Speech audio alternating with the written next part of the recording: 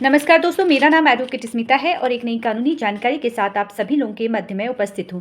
देखिए, जब पत्नी के द्वारा डीवी एक्ट के तहत मामला दर्ज किया जाता है जहां पर पत्नी ने झूठा आरोप आपके ऊपर लगाया है, आपके परिवार वालों के ऊपर लगाया है, तो ऐसी अवस्था में करना क्या है, क्या सही तरीका है, आज इस वीडियो के माध्यम से मैं आपको यही जानकारी देने वाली हूँ।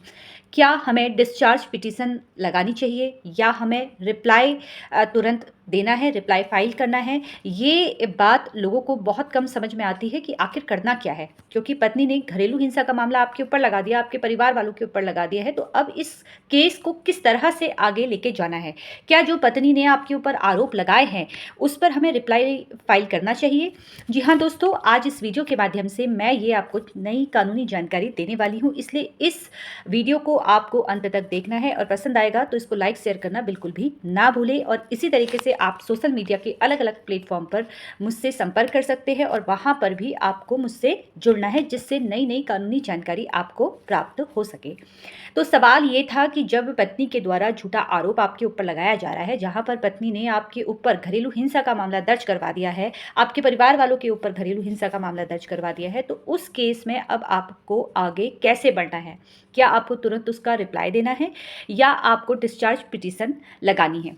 देखिए, झूठे केस से बाहर आने की पहले हमें सोचनी चाहिए, ना कि हम ये सोचें कि हमारी पत्नी ने हमारे ऊपर ये आरोप क्यों लगा दिया। हम तुरंत रिप्लाई देंगे और कहेंगे कि नहीं, हमारे ऊपर जो आरोप लगाए हैं ये गलत है। इस तरह से केस को लेके आगे नहीं बढ़ा जाता है। झूठे केसों से बाहर आना बहुत आसान होता है, क्योंकि सामने वाले पक्षकार के पास कोई भी ऐसा एविडेंस नहीं होता है जो ये साबित करे कि आपने उनके ऊपर कोई अपराध कारित किया है। क्योंकि अगर आप निर्दोष हैं, जहाँ पर सबूत सामने वाली पार्टी के पास नहीं है, तो उन केसों में बहुत आसानी से बाहर निकला जाता है। मान लेते हैं आपके परिवार के 5 लोगों के ऊपर घरेलू हिंसा का मामला दर्ज करना है, किया हुआ है आपकी पत्नी ने, तो ऐसी अवस्था में आपको करना क्या है? देखिए, 2 डिस्चार्ज पिटीशन आपको लगानी है। एक आपकी तरफ से जाएगी और एक बाकी जो आपके परिवार के अन्य लोग हैं उनकी तरफ से कंबाइंड पिटीशन दायर की जाएगी। तो सबसे पहले आपको करना क्या है? आपको एक डिस्चार्ज पिटीशन दायर करनी है, ना कि रिप्लाई फाइल करना है। देखिए, रिप्लाई तब आपको फाइल करना है जब आप उसने वो अपराध कारित किया है। जब आपने कोई अपराध कारित ही नहीं किया है, कोई आपने कोई मारपीट नहीं की है और सामने वाली पार्टी के पास कोई ऐसा एविडेंस आपको लगता है नहीं, तो वहाँ पर आपको तुरंत डिस्चार्ज पिटीशन दायर करना है। देखिए, जैसे कि बताया मैंने, 2 पिटीशन आपको दायर करनी है। अब होता क्या है कि जब आप डिस्चार्ज पिटीशन दायर करते हैं तो वहाँ पर उसकी सुनवाई होगी। सुनवाई होने के बाद वहाँ पे आर्ग्यूमेंट होंगे, आर्ग्यूमेंट होने के पास वहाँ पर डिस्पोजल होगा। ये सारी चीज़ें होती है जिसमें लंबा समय लग जाता है। और यहाँ पर डिस्चार्ज पिटीशन अगर आप लगा देते हैं तो यहाँ पर अगर जो झूठा आरोप लगाया गया है आपके ऊपर, वो वहीं पर मामला खत्म हो जाता है। रिप्लाई देने में मामले अटक जाते हैं। जहाँ पर झूठा आरोप पत्नी ने लगाया है तो वहाँ पर तुरंत आपको करना क्या है? आपको डिस्चार्ज पिटीशन दायर करनी है। अब मान लेते हैं ऑर्डर आपके पक्ष में नहीं आ रहा है, तो करना क्या है? तुरंत उस ऑर्डर को आपको चैलेंज करना है। तुरंत आप सेशन कोर्ट में जाइए और चैलेंज कीजिए, और वहाँ पर आपको स्टे भी आप लगा सकते हैं उस आदेश के खिलाफ, जहाँ पर अगर आपको लगता है पत्नी ने रहने के लिए आपके लिए अधिकार मांगा है, तो यहाँ पर आपको तुरंत सेशन कोर्ट में उसको चैलेंज करना है। क्योंकि अगर आप ऐसा करते हैं तो यहाँ पर आपको काफ़ी लंबा समय लग सकता है, 1 से 2 साल लगेगा इस केस में।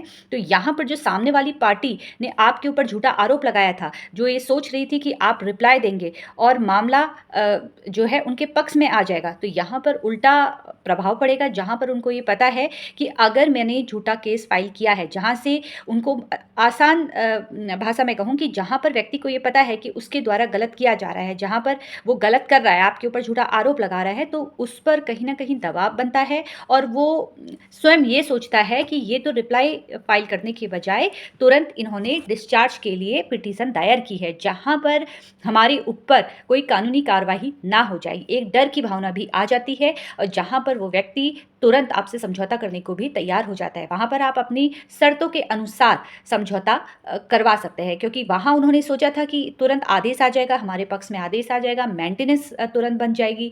तो लेकिन यहाँ पर अगर आप तुरंत जो डिस्चार्ज पिटीशन है वो दायर करते हैं, तो यहाँ पर उन पे कहीं ना कहीं सामने वाली पार्टी पर दबाव बनाया जा सकता है।